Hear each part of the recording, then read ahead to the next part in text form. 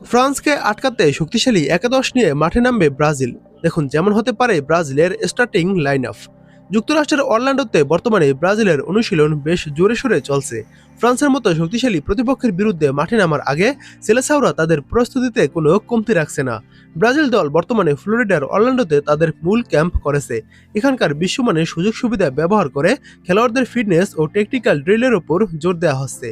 Coach Carlo Ancelotti অনুশীলনে high placing এবং দ্রুত কাউন্টার অ্যাটাকিং ফুটবলের উপর বিশেষ গুরুত্ব দিচ্ছেন। ফ্রান্সের শক্তিশালী মাঝমাঠকে রুখতে মাঝমাঠের দখল ধরে রাখার কৌশল জ্বালিয়ে নেওয়া হচ্ছে।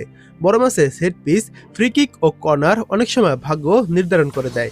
তাই অনুশীলনের একটি বড় অংশ জুড়ে থাকছে সেট পিস থেকে গোল করার ও ডিফেন্ড করার কৌশল।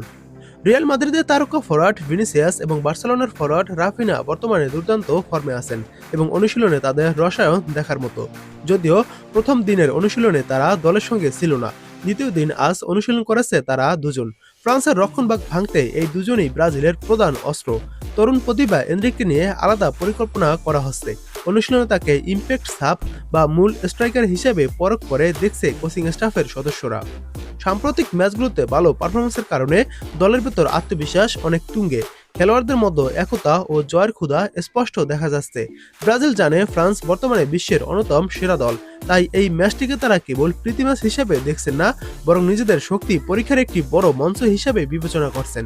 এই ম্যাচে ব্রাজিলের একাদশ কেমন হবে সেটাই বড় আলোচনা। ব্রাজিলের মিডিয়া একটি একাদশ প্রস্তুত করেছে, সেটাই হতে পারে ব্রাজিলের সম্ভাব্য একাদশ। চলুন সেই একাদশটি দেখে নেই, যেখানে গোলরক্ষক হিসেবে রয়েছেন এদারসন এবং ডিফেন্ডার হিসেবে রয়েছেন চারজন। তারা হলো ওয়েসলি, মার্কুইনহোস, ব্রেমার ও ডগলাস সান্তোস, এবং মিডফিল্ডার হিসেবে রয়েছেন দুইজন।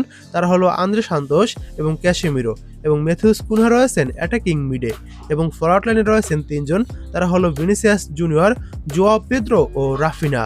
এই একাদশটি মূলত সম্ভাব্য একাদশ, এখনো চূড়ান্ত হয়নি, যেহেতু এখনো একদিন অনুশীলনের পর ব্রাজিলের ম্যাচ, তাই হয়তো আগামীকাল ব্রাজিলের একাদশ চূড়ান্ত হবে।